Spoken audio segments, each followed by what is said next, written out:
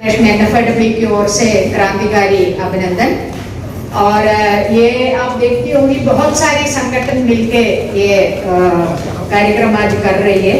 और हमारी संगठन एनएफआईडब्ल्यू खाद्य महिला फेडरेशन पूरी देश के अंदर एक नेशनल कॉल दिया है, जस्टिस टू हाथरस गर्ल करके, जो हाथरस की हमारी बहनों को जस्टिस मिले, उनके परिवार को भी जस्टिस मिले, ये करके पूरी देश के अंदर हमारी 25 राज्यों में ये कार्यक्रम हो रही है। बात ऐसा है कि हाथरस के बारे में सब चीज इधर बताया क्या है हाथरस, और उसको क्या हो गया, इसके बाद की प्रक्रिया, न्याय की प्रक्रिया, उस न्याय की प्रक्रिया के बारे में भी इधर बताया है। ये कानून, क्योंकि हाथरस की उस बच्ची दलित परिवार से है, इसलिए उसकी case SC/ST prevention of atrocities act के तहत, यानी दलित और आदिवासी के खिलाफ जो अत्याचार होती है, इसके खिलाफ एक कानून है, उस कानून के तहत इस केस को डील करना है। तो उसी के अनुसार उस कानून के जो अंदर जो बताया है वो समय क्रम भी पालन करने का है, और मगर वो समय क्रम का पालन नहीं हुआ है, और आज 1 साल हो रही है। वो न्याय की प्रक्रिया आज भी धीरे धीरे रुक के आगे बढ़ रही है। तो जिस रफ्तार से ये आगे बढ़ रही है, वो देखते हुए हमें लग रहा है कि और बहुत साल हमें इसी प्रकार हर एक साल के बाद ऐसा मीटिंग हम करेंगी, मगर वो परिवार को, उस लड़की को न्याय नहीं मिलेगा। इसलिए हम खास कर सरकार को, यूपी की सरकार को खास कर और जो SC/ST कमीशन को भी स्पेशली खास कर हमें ये बताने के लिए आज के दिन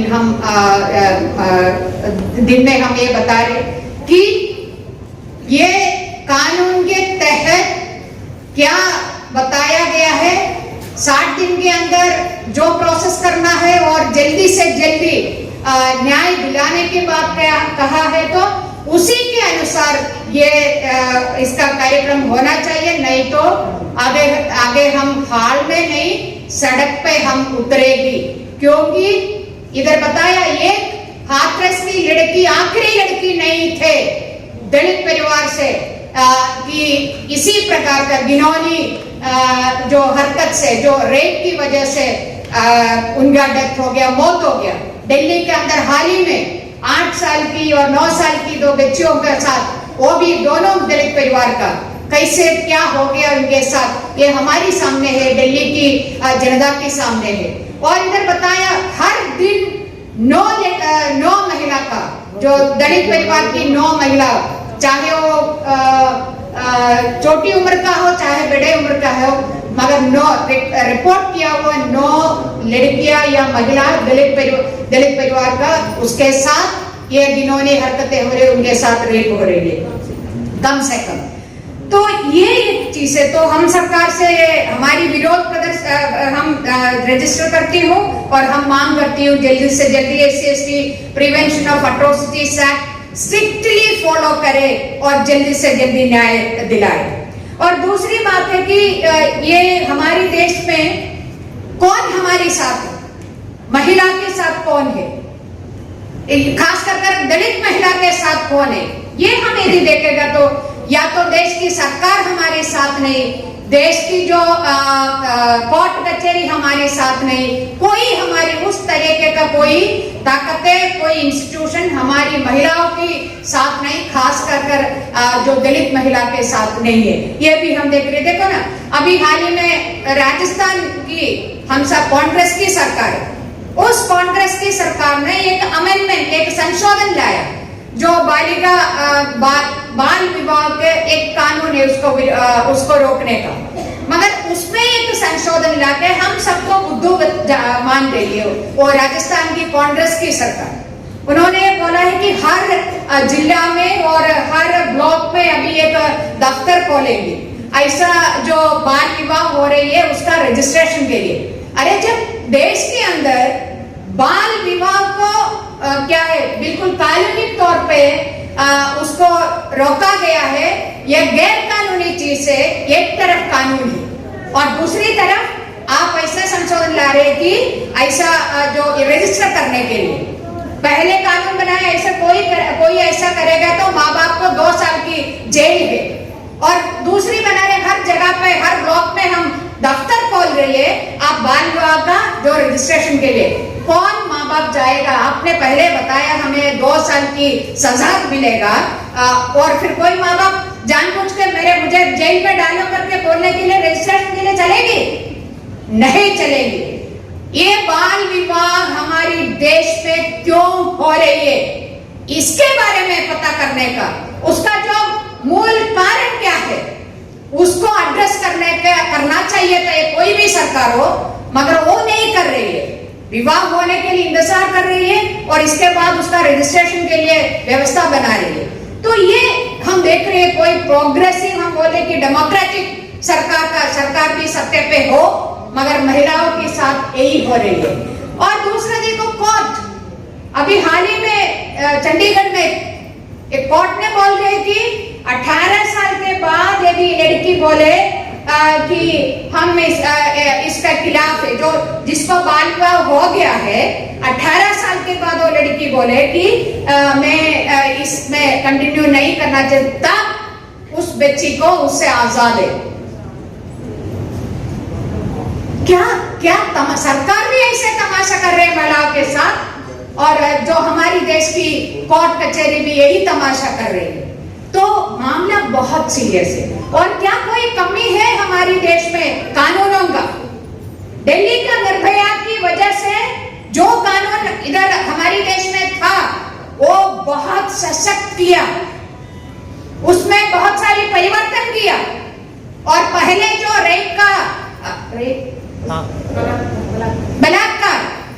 जो बलात्कार का जो परिभाषा था पहले, उसको बदलकर बहुत सारी चीज इसके साथ जोड़ा है हमारी दिल्ली का निर्भया के बाद।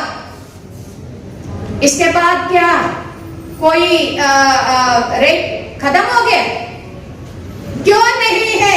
मैं बताना चाहती हूँ, आप ही को भी पता है, महिला पक्ष वाली, बच्चों पक्ष वाली, यानी हमारे लिए इस देश की संसद ने बहुत सारे कानून बनाया है।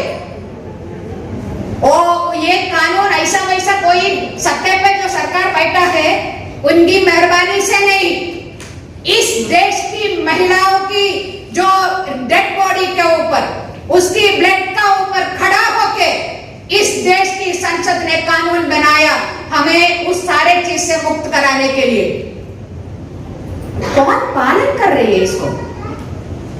सरकार ने, केंद्र सरकार ने जो फंड बजट के अंदर देना चाहिए था, ये सारी कानून काउंट करेगा तो बहुत कानून उसका गिनती करेगा तो कैसे पालन होगा जब सिस्टम खड़ा नहीं करेगी? तो घरेलू हिंसा के खिलाफ कानून है, बहुत सारे कानून है, मगर कोई जो जितना पर्याप्त संख्या में पैसा देना चाहिए बजट के माध्यम से, सरकार हर साल उसको काटती जा रही है। पिछले साल 100 रुपया दिया है तो इस साल सिर्फ 70 रुपया दे रही है।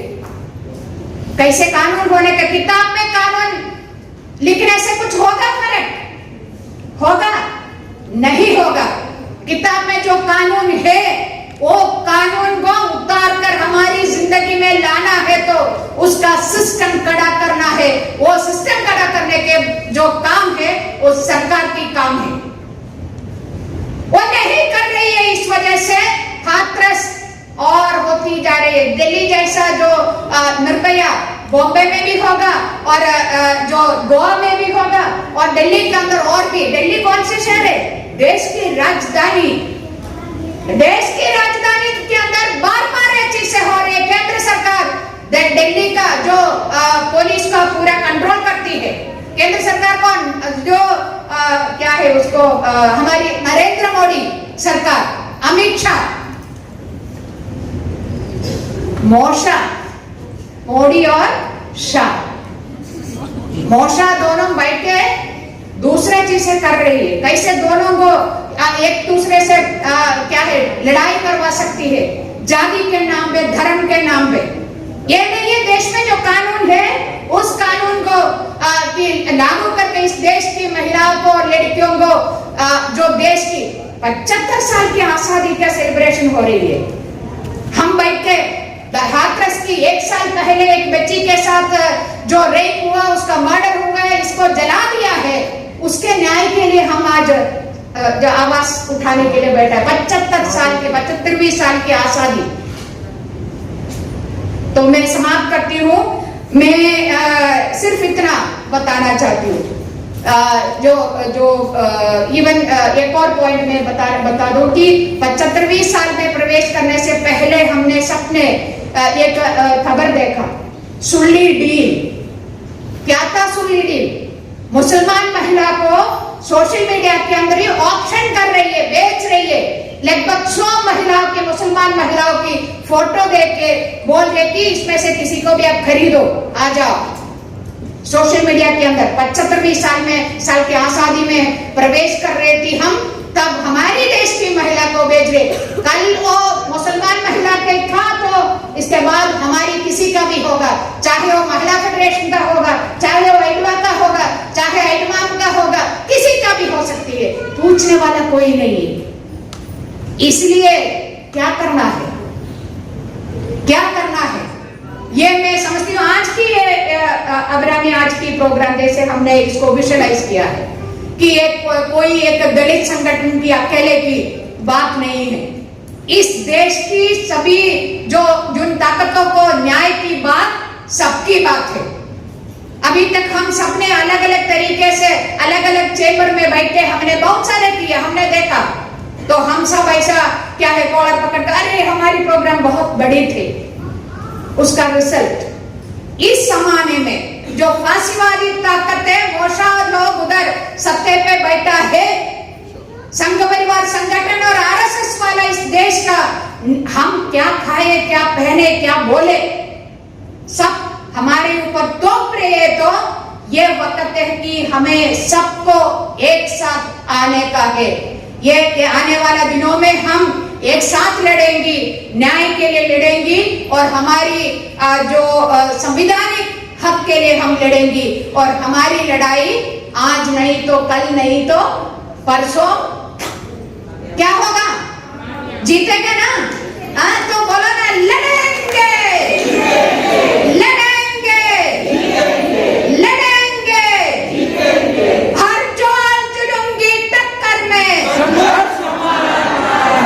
संघर्ष हमारा नारा है। हर जोर जुलूंगी टक्कर में, संघर्ष करेंगी, जीतेंगे, इस बार नहीं हम छोड़ेंगे। संघर्ष